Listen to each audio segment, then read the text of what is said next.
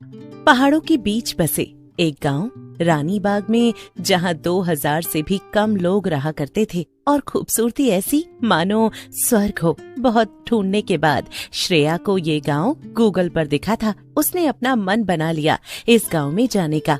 शहर से दूर वो निकल गए इस गांव की तरफ। काफी समय बाद हम सारे एक साथ घर से बाहर घूमने निकले हैं। बस अब हमारी यात्रा अच्छे से निकल जाए और हम खूब सारी यादें बनाकर यहाँ से घर लौटें। बेटा, अगर तू नहीं चाहती तो ये भी मुमकिन नहीं हो पाता। तेरे कहने के चक्कर में ही हम सारे आज बाहर निकल पाए हैं, वरना सब अपनी अपनी जिंदगी में इतने व्यस्त हैं कि किसी को किसी की पड़ी ही नहीं है। तूने अगर ऐसा प्लान नहीं किया होता तो हम सभी अभी भी वहीं अपनी जिंदगी में लगे रहते।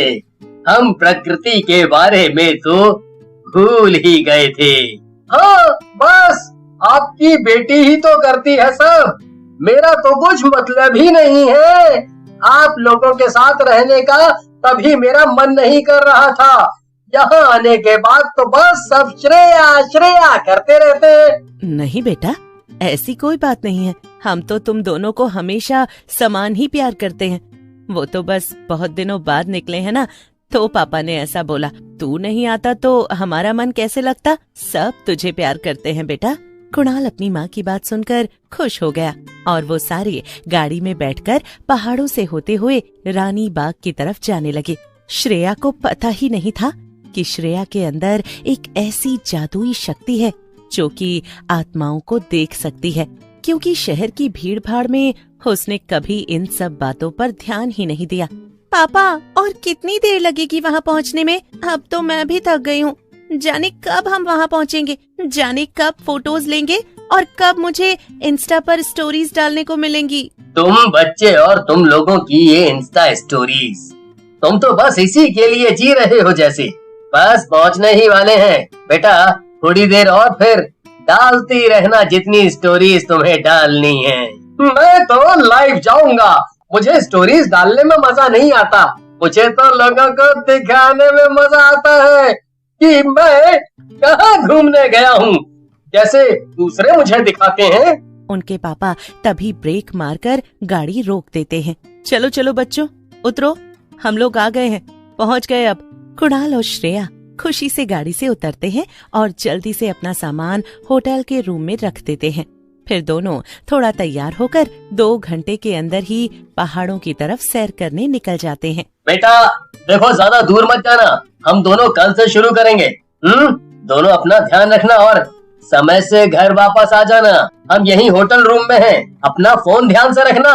और कोई भी दिक्कत हो तो हमें फोन कर देना, हम लोग आ जाएंगे।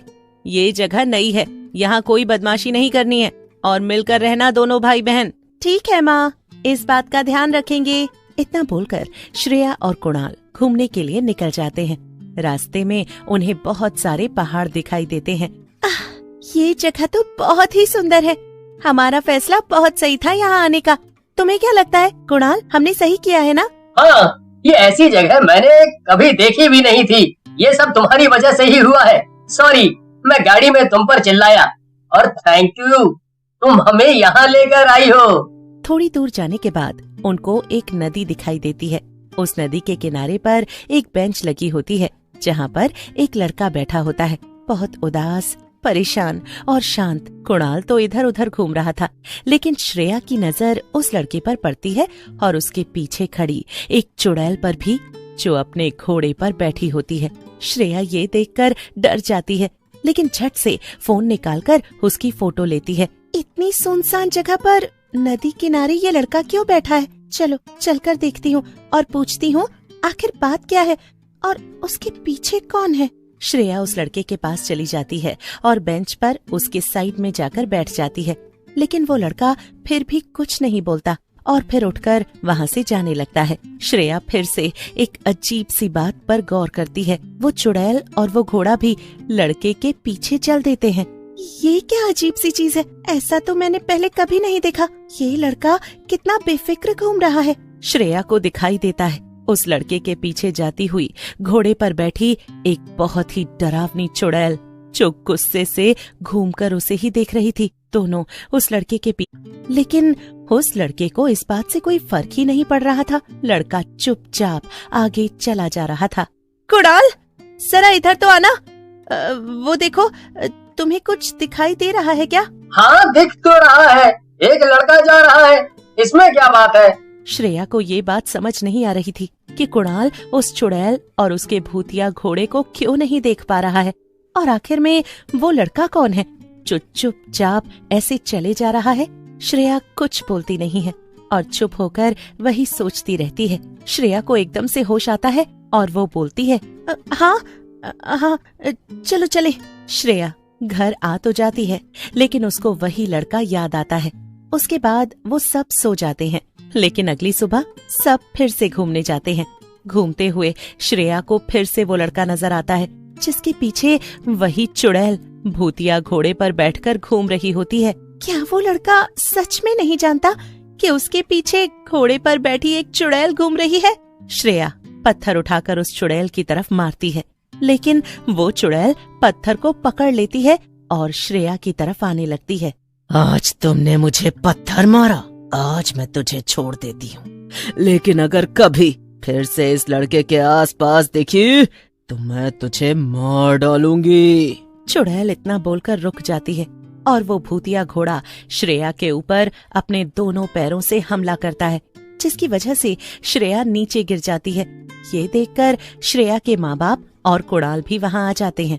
क्या हुआ बेटा? ऐसा लगा मानो तुझे चक्कर आया हो। तू ठीक तो है ना? माँ, आपको दिखाई नहीं दिया? मुझ पर किसी ने हमला किया। क्या कोई उसको नहीं देख पा रहा है? श्रेया की माँ उसकी बात सुनकर डर जाती है। उनको लगता है कि उनकी बेटी के ऊपर किसी भूत का साया आ गया है।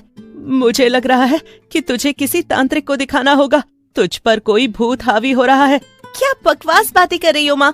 ऐसा कुछ भी नहीं है। आप बिल्कुल ठीक कह रही थी। शायद थकावट से मुझे चक्कर ही आया होगा। मेरे ऊपर कोई भूत वूत नहीं आया है। श्रेया समझ जाती है कि उसके अलावा कोई भी उस चुड़ैल को देख नहीं पा रहा है। ये शक्ति बस उसमें ही है। वो फैसला करती है कि वो उस लड़के से जाकर पूछेगी आखिर माजरा क्या है। वो शाम को दोबारा उसी नदी के किनारे पर जाती है, लेकिन अकेले, और उस लड़के के साइड में जाकर बैठ जाती है। हेलो, मेरा नाम श्रेया है। आपका नाम क्या है? मैं इस जगह पर नई हूँ। हेलो, मेरा नाम धीरज है, मैं यहीं रहता हूँ। लेकिन जैसे ही धीरज अपना हाथ श्रेया की तरफ बढ़ाता है, अचानक से बहुत तेज आंधी चलने लगती है और श्रेया पर वो चुड़ैल हमला कर देती है। वो श्रेया को पकड़कर घसीटने लगती है। श्रेया घोड़े के पीछे घिसट रही होती है। ये सब देखकर धीरज बहुत डर जाता है। अब श्रेया खून खून हो जाती है और धीरज एकदम से बहुत तेज चिल्लाता है। धीरज की आवाज सुनते ही सब कुछ शांत हो जाता है। चुड़ैल और उसका घोड़ा रुक जाते हैं। धीरज श्रेया के पास जाता है और उससे पूछता है कि आखिर ये सब हो क्या रहा है। मुझे भी नहीं पता ये सब क्या हो रहा है।